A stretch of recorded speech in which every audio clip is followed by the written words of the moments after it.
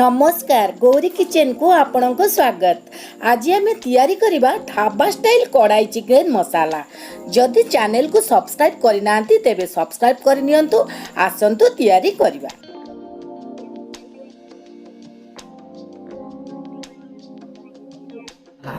प्रथमे आमे चिकेन को मैरिनेट करबा।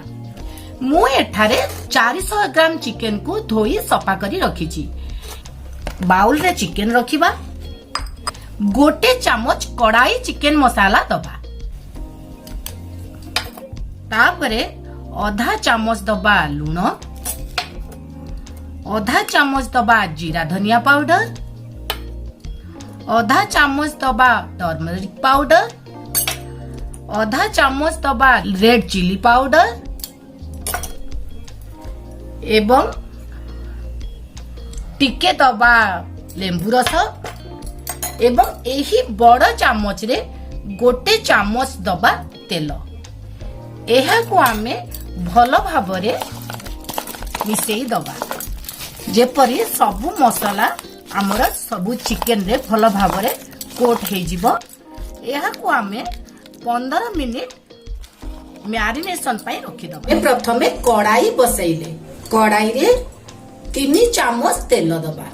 लो गरम हे गलानी। एबे आमे गोटा मसला दबा। गोटा मसला रे गोटे स्टार एनिस दबा, जाको चक्रिका फूल कहती, 3टी तेजपत्र दबा, दालचीनी दबा, 2टी गुजराती लवंग दबा एवं तापरे पियाज को दबा, 2टी कंचा लंका दबा, आउ रसुण रो कद्दूकस दबा। गोल्डन ब्राउन कलर हवा जाए भाजीबा। पियाज आमर गोल्डन ब्राउन कलर हे गलानी। टमाटो को दबा। फ्लेम को मीडियम करबा। गोटे चामच दबा रेड मिर्च पाउडर, गोटे चामच दबा हल्दी पाउडर, कढ़ाई चिकेन मसाला आमे 2 चामच दबा एवं जीरा आ धनिया पाउडर गोटे चामच दबा। भल भावरे मिसेइबा। आमे टिके पानी दबा। गोटे चामच स्वाद अनुसार लूण दबा, काहेकि आमे मैरिनेट कला बेले चिकेन लूण देइथिले। एबे याकू 2 मिनिट फुटिबा को दबा। मसला रे एबे तेल छाड़ी गलानी। एबे आमे मैरिनेट चिकेन को ग्रेवी रे पकेइबा एवं भल भावरे मीडियम फ्लेम रे बे 5 मिनिट पाई भल भावरे कसिबा। अल्प टिके पानी पकेकी बंद करके 10 मिनिट कुक करबा को दबा। एबे आमे कवर बाहर करितले। देखंतु पूरा भल की हमर चिकेन कुक हे गला। पूरा बनी गला हमर ढाबा स्टाइल कढ़ाई चिकेन। देखंतु तार ग्रेवी रो टेक्सचर केते सुंदर हेजी।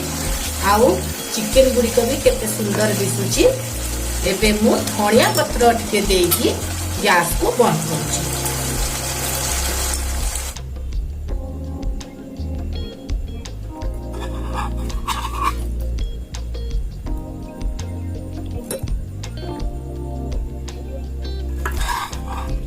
देखंतु हमर पूरा प्रस्तुत हे गला ढाबा स्टाइल कढ़ाई चिकेन।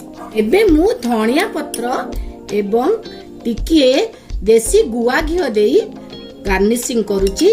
आपण एहा को थरे निश्चय प्रस्तुत करंतु। एहा बहुत टेस्टी बनी थाए। आपण खाइले आंगुली नचाटी रही पारिबेनी। जदि एपर्यंत मोर चैनल को सब्सक्राइब करनाती तेबे प्लीज लाइक शेयर सब्सक्राइब करंतु एवं किपरि लागिला आपनको आपनको अनुभूति मते जणांतु।